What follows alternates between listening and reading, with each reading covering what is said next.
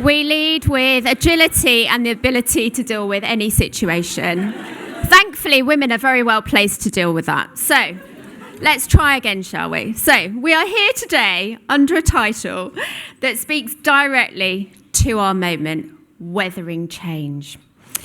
At a time where the energy market has been surviving a great many storms, we are here today to talk about how we confront a looming deadline by seizing what I describe as the zeitgeist of the moment.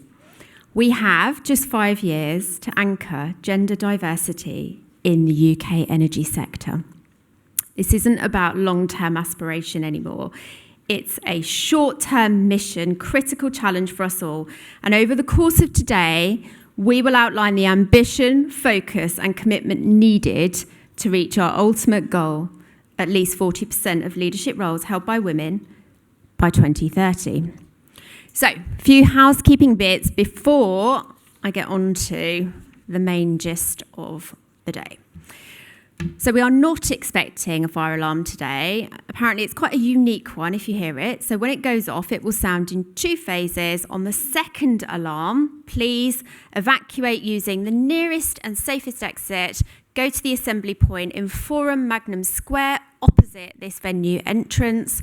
Our event staff and powerful women ambassadors are wearing the pink lanyards today, so you can identify them. My sincere thanks to all of you for your work. Thank you so much for everything that you do to continue to support us. Jonathan, where are you? Give us a wave. Jonathan, our lovely photographer. If you prefer not to be photographed, then please just let him know and he won't do that. So, look around you. This room holds the talent, the drive, and the influence to shape the future of our industry. Today, we will be honest about the progress that we've made and equally honest about the roadblocks that stand in our way.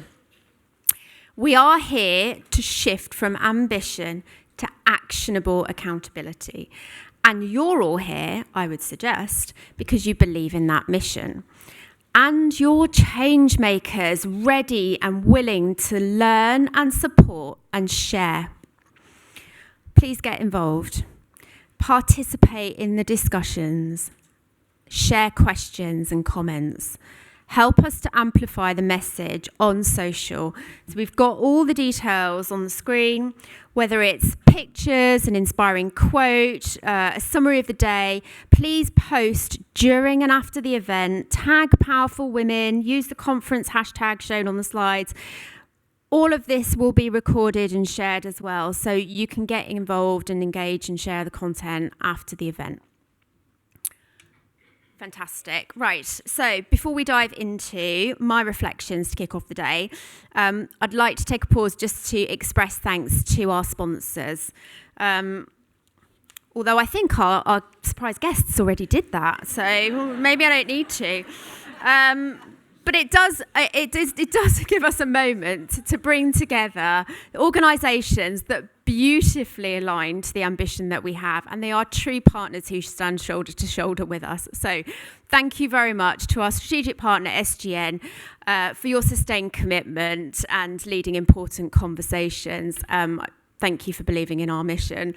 Also to our workshop partners, BP, National Grid, NES Firecraft and Serica Energy, your willingness to host and facilitate critical breakout sessions this afternoon shows a deep commitment to progress and change. And finally, to all our supporters and media partners, a very sincere thank you to you for amplifying our message and ensuring that this conversation extends far beyond today. Right, now, what are we doing about this? Okay. So the Powerful Women Conference is an essential forum for the energy companies in the UK, their leaders and our entire ecosystem, including business support peers, advocates working across the sector, industry experts, DEI professionals to all come together. It is where we have the most critical gender diversity and inclusion discussions to drive tangible change. I think we have an excellent agenda. I really like this title as well, Weathering Change, 5 Years to Anchor Gender Diversity in Energy. We are delighted that Minister Chris McDonald is joining us today, and he is going to outline the government's approach to diversity, inclusion, talent, skills, and how all of these initiatives align with the core ambitions that we have for our energy sector. Very much looking forward to hearing from him shortly. You will also hear from lots of other inspiring speakers, both from within energy and also outside, who are going to share their practical advice and actionable insights on accelerating progress. So while the energy sector has achieved milestones in female representation, we continue to see genuine and visible commitment from leaders to drive things forward. The sad truth is, though, progress has stalled a bit, and we need to do something about that. This conference is your call to action to ensure that gender diversity is not just prioritised, but it is permanently anchored in our industry now and always. Okay, let's have a look at the progress so far. So to provide a quick context around the challenges that we face in hitting our 40% by 2030 target, I'd like to quickly revisit the numbers published in the annual State of the Nation report, which we prepared in partnership earlier in the year with Bain & Company. The good news is real. We can and should celebrate the tremendous achievements that more than a threefold rise in the number of women in UK energy boards since 2015 has happened. And that is a testament to all of the hard work of so many of you in this room. However, let's not pop the champagne corks just yet. The uncomfortable truth is that from the latest data, that progress for women in leadership has stalled since 2023. And if we are serious about that 40% target, we can't just celebrate our past achievements. We're standing still, and we need to do something about that. Okay, so we can celebrate positives, and we absolutely should. Women now occupy 34% of middle management roles, which is up 2% from last year. We're also seeing 34% of women in wider leadership roles. If you were part of this journey 5 or 10 years ago, then you will know the monumental progress that represents. This is as a result of the dedicated effort of countless individuals in this room. But as leaders, we must look beyond the encouraging headlines and focus on the stark reality of the challenges that persist. And when I say that the pipeline is stalling, we are seeing progress slow dramatically as we move towards the top. Critically, out of the top 100 companies we track, only 8 have a female CEO. 8 out of 100. 73% of those companies still have no female executive directors. None. That's the stat that I repeat to everyone that I speak to because it is just astounding. 73% of those companies still have no female executive directors. So this is the ultimate bottleneck. This is the challenge that we must meet with focus, urgency, and energy. Even with the welcome news that OVO has since appointed a new independent female chair, 14% of companies still have no women on their boards at all from that top 100. So this isn't a challenge for the whole sector to solve. It is a challenge for every single one of your companies to solve. Organisations can change the dial, but only if they are open to taking bold action. Our analysis shows that if companies retain the female representation at their current levels, they just need to take the following manageable steps. On average, they need just 5 additional women in each leadership group by 2030, and that's roughly 1 per company per year over the next 5 years. And they need to add 38 women across that middle management team layer to meet our target in that category. The FTSE target of 40% women on boards by 2025 is much less attainable under current momentum. Hitting that would mean each company adding, on average, 1 woman within the next 6 months. So I hope that shows you a kind of an appreciation of the scale that we're talking about in terms of that acceleration. We do have an ambitious goal, and we challenge every company here to put their commitments into action over the next 5 years, because the time for kicking the can down the road is definitely over. Okay, so to understand that urgency a little bit more, let's have a look at the context we're operating in and compare our performance with the rest of the corporate landscape. In the UK, the FTSE 350 has achieved 43.4% women on boards. Meanwhile, the UK energy sector sits at 30%. The FTSE 350 has 35.3% of women in their leadership teams, and we're slightly better at 34%. But let's be clear, our sector is significantly lagging behind the broader FTSE 350 at the most senior level, which is ultimately where decision-making happens. So we're not competing effectively for the best talent. The best talent will go where the opportunities are clearest. And right now, the signal from our industry is a bit muted when compared to others. We do have a gap to close, and we have very limited time to close it. The Powerful Women Manifesto, 40 by 30 and beyond, is clear. So why is this gender gap now an existential threat and not just a nice-to-have metric? Because the energy transition is not just a gradual shift. It's rapid, fundamental transformation of our entire infrastructure. And that transition faces a critical skills gap. We are short of engineers and strategists and short of technologists and customer champions, and we're short of leaders. We cannot build a robust, resilient, net zero future by consistently underutilising and ignoring 50% of the population. It's mathematically, strategically, and morally impossible. Diversity is no longer merely a metric in a report. It is a mission-critical component of our energy security and our climate goals. Every missed opportunity to promote a talented woman is a loss for the entire energy transition. And that's why I'm so pleased that today we'll be launching the findings of quite possibly the best Energy Leaders Coalition report I've seen, which dives deeply into how this lack of diversity directly impacts our ability to meet the net zero challenge. So how do we move beyond the numbers to tackle this pipeline problem in the next 5 years? Okay, I'm going to give you 3 actions. Number 1, set a bold ambition. Ambition always gives us a North Star, and we must align that 40 by 30 target. This target is challenging, necessary, and it must be embraced as a non-negotiable. Number 2, create an actionable strategy. Diversity and inclusion cannot remain a separate function. It cannot just be something that HR deals with. I've been an operational leader, and I've seen the power of embedding it into your core business plan.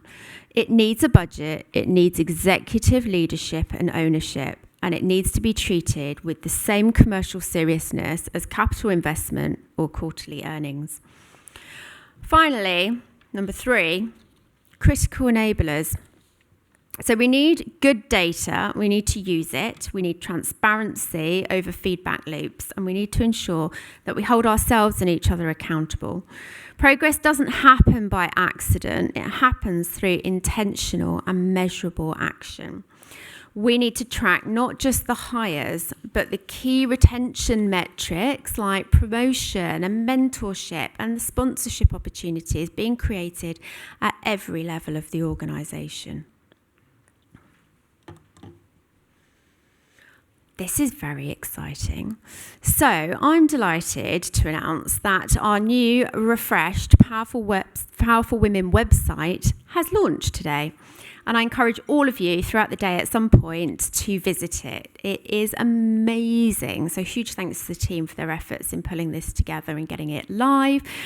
This is full of useful resources that you are going to be able to use. And it will certainly help you in those 3 actions that I've just talked about there. So, look, that's it pretty much from me, although I'll pop back in a little while. The rest of today is dedicated to you and providing you with the knowledge, the networking opportunities and the tools to implement the actions that are needed to get us to 40 by 30. We are honoured to begin with a ministerial address from Chris MacDonald MP. Following that, we will have the launch of the 2025 Coalition Leaders Coalition report. Cordy O'Hara sadly can't be with us in person, but she has recorded a message for us, which we will play, and she will share her thoughts on the task in hand. Then we've got some very exciting panel sessions, so Weathering Change, where we're going to explore how leaders can truly dive into DEI and manage the resistance that inevitably arises from it. And then the final push, which will focus on the tactical steps needed to achieve that 40 by 30 target. And then, of course, there's workshops this afternoon for all of you here in person. It's amazing. We've got 200 of you in the room, and we've actually got another 300 online. So thank you so much for joining us. We've got a great selection of those workshops: Working Families, EA Inclusion, Seed Coaching, Charlotte Startman and Male Allies UK. Thank you so much for your help in facilitating those sessions. Please fully participate to make the most of those experiences. We are very aware of the critical importance that DEI has to play in our organisations. And I sincerely hope that you have the opportunities today to learn, share and network, and that those actionable thoughts and ideas can be taken back into your organisations to carry on the vital conversation. Look forward to talking to many of you throughout the day, if not all of you. Thank you very much for coming. So I'm going to hand over now to get the government's perspective on these crucial topics by sharing the vision and plans for energy. Please do join me in welcoming to the stage the Minister for Industry and DESNZ and the Department for Business and Trade, Chris MacDonald MP.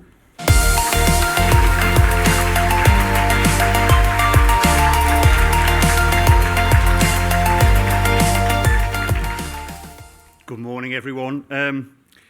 And thank you very much for inviting me to speak here this morning.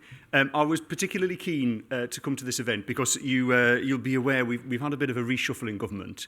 And if this event had been taking place about 6 weeks ago, it would have been my predecessor, Sarah Jones, who was standing here. I'm very pleased to say Sarah's still in government. She's moved to the Home Office where she's looking after policing, a job that she's very well equipped for and very enthusiastic about as well. But I wanted to come here to reassure you that though this area was a personal priority for Sarah and a priority for government, me coming into this role means nothing has changed. This is also a priority for me and a priority for government, and government policy remains the same. And I'd just like to say a bit about some of the opportunities that we've got, I think, in clean energy to work on improving our gender balance and improving opportunities for women, but also some of the challenges as well. And I think I'll reflect a bit on some of my own experience too. So we're in the middle of transforming the way that we power our country. Our clean energy mission by 2030 means that we'll get to a place in the UK where we have the vast majority of our power supplied by renewable energy, which will be lower cost for consumers and for industry. It will also be more secure. We'll have a greater level of energy security as well. And this necessarily means that we need a transformation in skills and the workforce. And this is very much an opportunity for us in the UK, but it's also an opportunity for us to improve diversity and inclusion too. The clean energy economy is growing 3 times faster than the rest of the economy, and the clean energy workforce has been estimated at over 800,000. And I read a report by the Institution of Chemical Engineers recently that said that we could achieve that level by 2030. So I see this transformation that's happening in the energy industries as a real opportunity to do things differently, to build from the ground up with equality built in from the start. And I think it's important that we do this because otherwise, as we've just heard, 50% of our population, the women that we have in the UK, could miss out on this opportunity, and we'll miss this opportunity to really make a very positive shift to attract talent and to create opportunity for people as well. But I don't underestimate how difficult the challenge is And I've seen some of this in my own career, and I thought it might just be useful to reflect on that for a bit. So a couple of weeks ago, I had a conversation with Madeline. Madeline's a young woman who's an apprentice, and she's training at the moment to work in offshore wind. So she very much enjoys going offshore. She'll develop a range of skills in hydraulic engineering, mechanical engineering, control and instrumentation. So really quite a cross-section of skills and quite different to how people might have worked in the energy industry in the past. She's the perfect example of how we want to create opportunities for women in this industry. And I do hope that she has a really fruitful career and that she can have that opportunity. But there was something I was going to say before I came in here, and I've just had a conversation with the leadership team, and they said something that sort of slightly startled me, which is that the older generation of offshore wind towers don't have toilet facilities for women. And I'll tell you why it shocked me, because I was about to tell you that when I started work in the steel industry, I worked on steel plants that didn't have toilets for women. They were built in the 1970s. And it was quite a shock to me in the 1990s to find that was the case. To discover that infrastructure that's been built within the last 20 years doesn't have those facilities is even more shocking. And I'm also really quite disappointed that often when we have conversations about diversity and inclusion, it comes down to toilet facilities. I actually find that very disappointing. But it's also incredibly important. If you're stuck on an offshore wind tower for 12 hours a day, then that's a basic minimum for what you need ultimately. Other issues that I used to encounter when I worked in the steel industry as well was around PPE, personal protective equipment. I see a few nods around the room. People recognise this as well. And I remember a particular situation where, so I was running a research unit, and we had our own small-scale steel plant. Actually, it was a pretty big factory, to be honest, but for the steel industry, it was small. And we had a visit from our health and safety officer, and I couldn't provide her with safety boots. Because we didn't have them in the appropriate shoe size. In fact, we couldn't buy them. They weren't made in the appropriate shoe size. So as a manager in the business, I was faced with a number of choices. Do I get in touch with Churches or Cheney's or someone and ask them to produce a custom-made pair of safety boots at the cost of many thousands of pounds? Do I ask her if somebody else can do the safety audit instead, which would be a clear act of gender discrimination? Do I let her wear some other form of footwear, which would be breaking the health and safety rules that we have in place for the factory? You can imagine this is a very difficult position to be in. What we did do is we did a special risk assessment for that activity on that day, to demonstrate that we would be safe to walk in the place without a risk of having things dropped on people's toes. So we had to change the activities that we did on the day. As a result of that, I didn't feel particularly happy about being placed in that situation, you might imagine. But that again, it's a very basic requirement to be able to provide personal protective equipment that's of the right size, that's fit, that's designed for women, as well. But there are also some positive stories. So I joined the steel industry on leaving school in the mid-1990s. So I came in as a sort of kind of low-grade technician, sort of jobbing technician, doing quite practical engineering type of stuff. My boss, Jean, who I worked with for a year, she was a great inspiration to me, very practical, hands-on engineer. My manager's manager, a senior leader in the business, she was a woman, and she obviously she still is, and she remains a friend and an inspiration to me too as well. She really helped mentor me and helped me to pursue my career. And I reflect on the fact that didn't seem strange or unusual at the time. It was considered perfectly normal. But if we set foot out of the technology and research part of the business into the steelworks, you wouldn't find any women actually working in the steelworks. And that hasn't changed hugely in my time since, and it actually hasn't changed a great deal in the traditional oil industry either. And so when I ran my own business for 10 years, and when I was running my business, I used to like to think that we had a very open, positive culture of inclusion. But there were some real challenges that we struggled with, and I know the energy industry is struggling with as well. And it's actually quite straightforward as a business to take actions at the highest level of the business, to have a target for diversity on the board and take actions to recruit people at the board level to improve diversity. And I'm really heartened to see the action that's been taken in this sector. Harder than that, but also possible, and again, we've seen some great progress in this sector, is widening opportunity for women to join the sector as well as apprentices or graduates.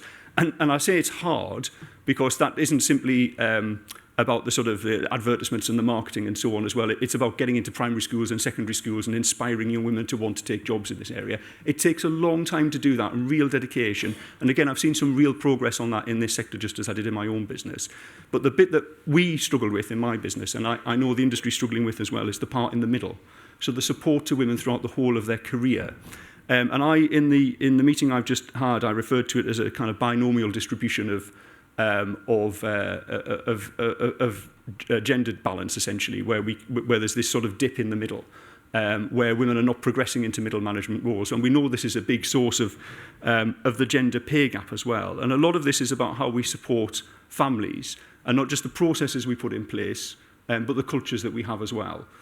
So I shared a story earlier that I wanted to share this morning as well about my own business, where I thought the way to tackle this would be to put support in place both for mothers and for fathers to enable them to take parental leave and share that responsibility so that we could create equal opportunities in the business. But I only ever had one dad come forward to take the parental leave for fathers. There's plenty of people started families. And I realised the reason for that wasn't that we didn't have a policy, it was that we didn't have the right culture. So the business that I led didn't have the right culture where a man felt it was okay to take that parental leave, and so that his wife didn't have to do that, or his partner didn't have to do that, and they could share that responsibility. And that isn't just an issue in my business, and it isn't just an issue in the energy industry, it's a big issue in the country as a whole. And I think we need to talk about that and talk about the culture and just make that more possible for people to feel like they can make those choices if they want to make them, because there are plenty of men who would like to have that choice, and they'd like to have that choice for themselves and to support their partner, and too often, as we know, it's women who are picking up the burden of care. Actually, I shouldn't really use the word burden because it isn't. Women who are caring for their children and for their parents as well. So that I think is something we need to talk about. So let's just move on to some of the things that the government's doing about this. So the first thing we're doing is protecting women with stronger rights at work. Our Employment Rights Bill is going through Parliament now. We're expanding reporting on the gender pay gap, and we're making action plans to close the gender pay gap mandatory. We're making it unlawful to dismiss pregnant women and mothers on maternity leave, and ensuring that new parents are entitled to paternity leave and unpaid parental leave from the day that they step into their roles. So really what we want to ensure is that we have that support for families and carers in the workplace, so people don't have to choose between their career and their family. And it's quite sad for me to reflect on, I mentioned some of the women that I work with in industry. I could also tell you when I started my career, I also met women who were in those senior roles in the business who told me that early on in their career they realised they had to make a choice between children and their career. And some of the ones I spoke to had made the choice of their career, and that was a choice that they were settled with, but they should never have been placed in that position, actually. The other women made the choice for their family, and I didn't meet them because they'd left the business at that time. So that's really what we want to get away from. The other thing we need to do is encourage women to apply for jobs in the clean energy industry. So I was very pleased recently to publish our Clean Energy Jobs Plan. It's been informed very much by engagement with the sector, including with this organisation, closing loopholes in legislation so that we can extend employment protections, and also working with industry to offer things like flexible working patterns. I think that all of us realise the benefit of flexible working, as individuals, as teams, as businesses as well. So I was very supportive of that in my own business. I'm supportive of it in my new role, and I encourage businesses to adopt that as well. And that plan also includes recommendations from the Industry-Led Social Inclusion Forum with better tools to measure diversity and using more inclusive language in job descriptions as well. That might sound quite basic to you, but even recently I heard reports at energy industry conferences where non-inclusive language was used in the conference. So it's really important that we educate people and help them to understand the impact of the words that they're using, and ensure that our job adverts in the clean energy industries are reaching this wider pool of people as well. And we're launching a campaign on that next year. And then the last point really is to ensure that these clean energy jobs are good jobs for everyone. So we're supporting stronger trade union recognition and promoting collective bargaining across the sector, which will encourage more fair and transparent practices. And the new Fair Work Charter between offshore wind developers and trade unions will also ensure that publicly funded companies provide good wages and workplace rights as well. So it's helpful that we have all of that, and I think these are important steps for government to take, and they're only steps that this government would take. But clearly there is more to do, and there is more for all of us to do collectively if we're committed to this. And I wanted to say as well that all of you have a role to play in this, this pivotal historic transition. But I think we have to recognise that we can't exist in a bubble. I doubt there is much disagreement about what I have said in this room. But fundamentally, what I have talked about has become a point of political disagreement in the country. And I just wanted to point out that supporting diversity, supporting inclusion, supporting equality is now in the UK a political choice. And it's not simply a straightforward thing that you can presume that everybody agrees with. It slightly sort of surprises and saddens me that we're at this point, but it is true. And I want to be open and honest with you about that as well. And that's why I think, you know, all of us in this room, all of us in this industry, whether we're men or women, chief executives or apprentices, I've done both of those jobs, we've all got a duty to support a culture that is open and diverse, but also to reflect on our own biases as well, our own biases, our own privileges, our own beliefs, and to be challenging about that. And that can be a very enjoyable journey of self-development too. And that starts with listening to other people's experiences, to calling out inappropriate behaviour, suggesting new ways of doing things. And certainly in the industries that I worked in, that became an accepted norm in health and safety. And I think it could also become an accepted norm in diversity, equality and inclusion as well. And a really positive force for societal change in the country at large. So look, I'd really like to thank you very much for inviting me here today. I hope that you've found my reflections at least interesting, if not useful. And I'd be delighted to be invited back and to have more discussions and see how we progress these plans for the future. Thank you.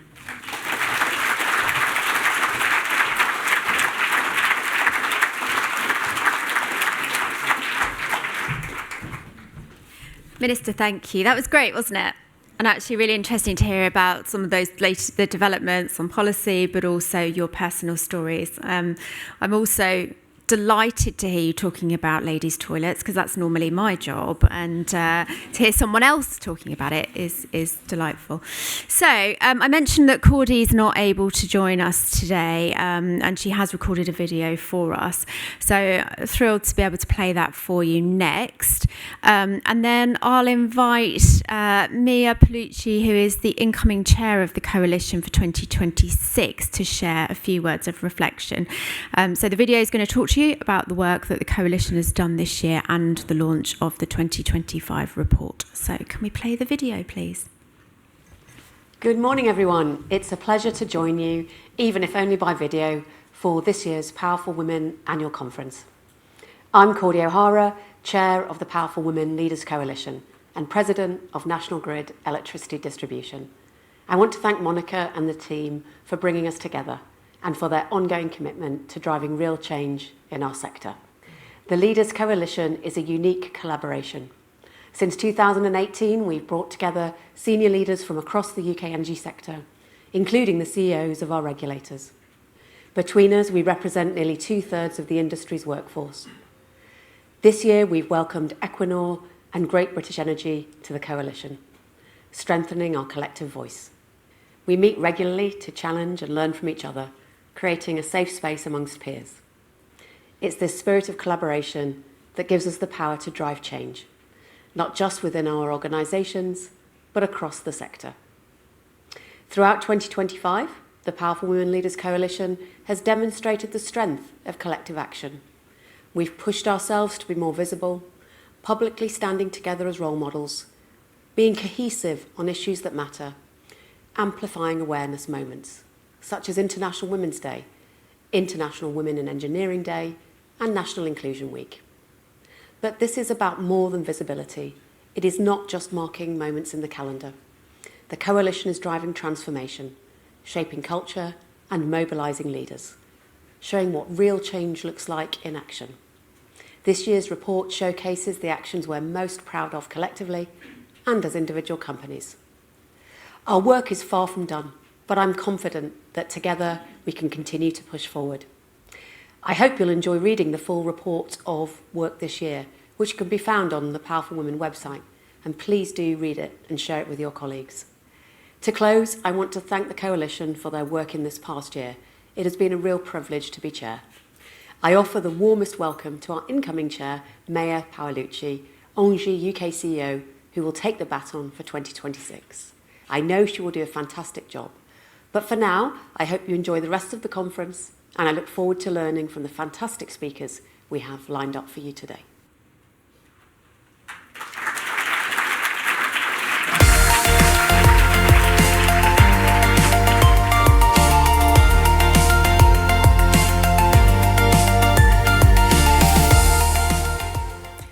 Good morning, everyone. I am really delighted to be here with you today, and thank you to Cordy for her warm message.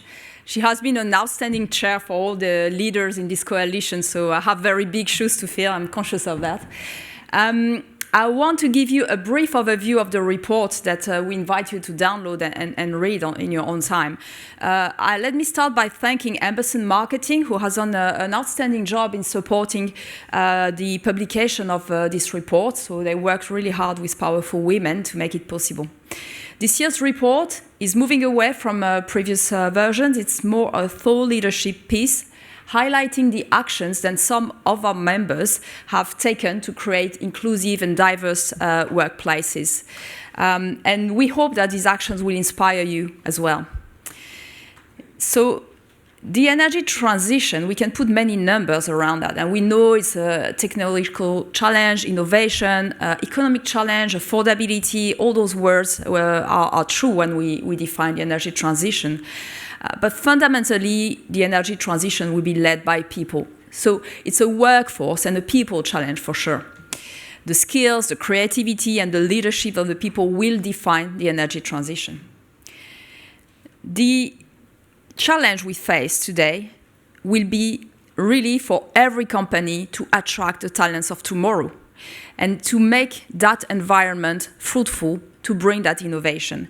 Those companies that put diversity, equity, and inclusion at the heart of their business will be for sure best placed to succeed.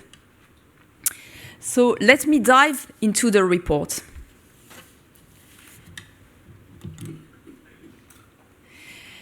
This year, the report identified 3 big tests for our sector. The first one, closing the green skills gap. So we know we need to bring in many new talents to deliver the low-carbon energy economy. It's about skills, it's about training, it's about also the numbers, because we have a transition to make. And we say this industry is creating jobs of a new nature. That's a big challenge. The second one is about transitioning an aging workforce. So you'll find in the report figures that say 1 out of 3 workers is already over 50 in this industry. So we need to capitalize and value the experience of these people while creating pathways for fresh talents. It's a big challenge. The third one is about integrating new technologies. And you know how technologies, AI, digitalization, cyber resilience is a real challenge these days. And the way we will harness them in an ethical, inclusive, and transformative manner will define also our sector. New technologies will drive the next chapter of the energy transition, but people will define it.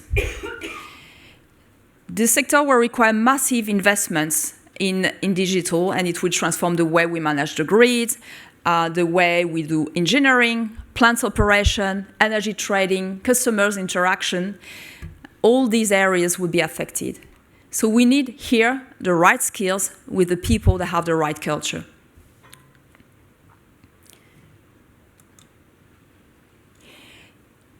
So our coalition members, I'll stay on the last slide. Our coalition members are leading the way, and you will see in this report a lot of examples, some funny, some very creative, as to what they do on a day-to-day basis to address those challenges and build a different, inclusive industry. You see SCC Renewables empowering women, engineering through mentoring and graduate schemes.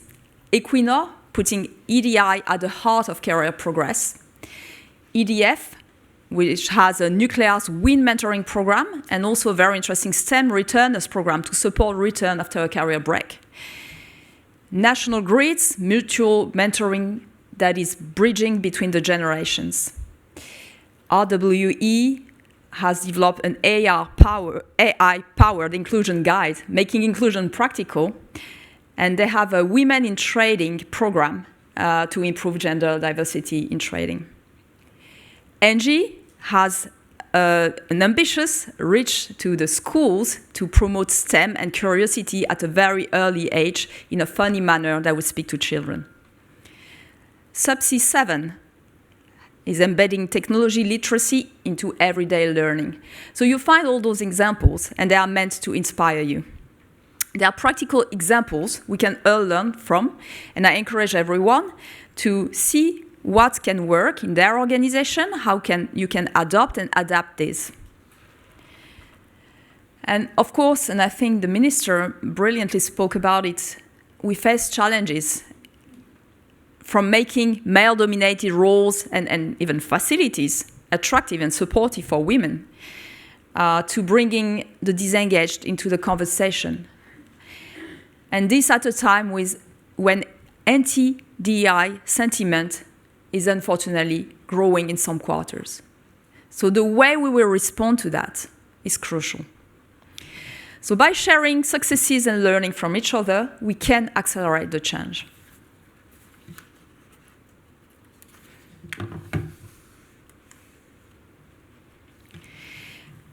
So what's next for the Leaders Coalition next year? So we are just starting to work on the action plan for 2026, but for sure we'll keep working towards the target. Powerful Women's target, you know it by heart, is 40 by 30, 40% women by 2030. And I was reflecting earlier how, when the Energy Leaders Coalition was created in 2018, that target seemed very far away. And now it's becoming urgent. We're 5 years away. So we will put all our efforts to make speedy changes. For 2026 as well, we'll champion leadership accountability, still making sure our executive teams model the diversity and inclusion that we expect from the sector. And we'll act as ambassadors for change, sharing insights, amplifying progresses, and sustaining the momentum.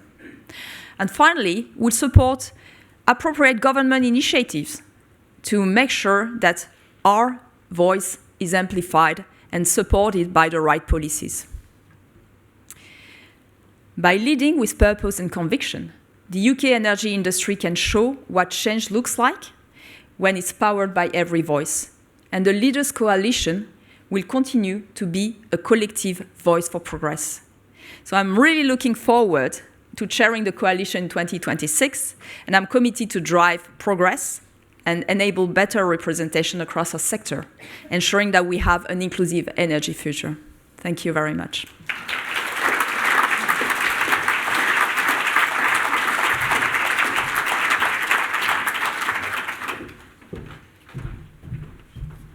Brilliant. What a force. Mia, I'm very much looking forward to working with you and the rest of the coalition under your leadership for the next year ahead. Right, folks, we're going into a coffee break. You're not going to hear from me again for the rest of the day because the world, according to Monica, isn't the only version of the tree. So I'll leave you with one final thought because I can't help myself. 5 years is a heartbeat in this industry. And the time for change is now. We are in an era of exponential commitment, and our sector is vital to the nation's future. And our success depends on our ability to harness every available talent pool. So let's use all of the energy and expertise in this room to set the agenda for the next 5 years. Let's stop making excuses. Let's start building a truly inclusive and diverse workforce that both our businesses and planets desperately need. Enjoy your day. Thank you so much.